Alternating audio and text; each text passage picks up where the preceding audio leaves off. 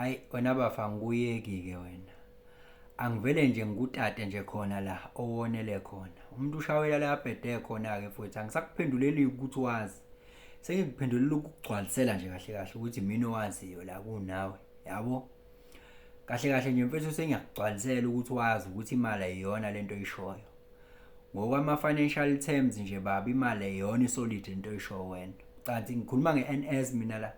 Ngikhuluma ngama-financial terms baba imali is liquid money. Kunemali ekuthiwa ikwasi money, kunemali ekuthiwa liquid money. Yes.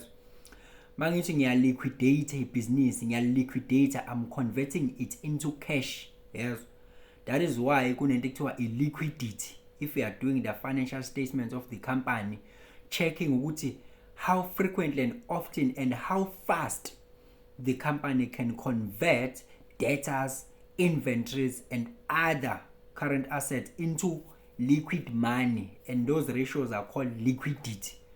Yayizwa lonto siya liquidate imali baba illiquid. That is why kuthiwa imali ze currency. Uyayazi currency ihlala ebank, uyazi zini currency iyaflowa umfula.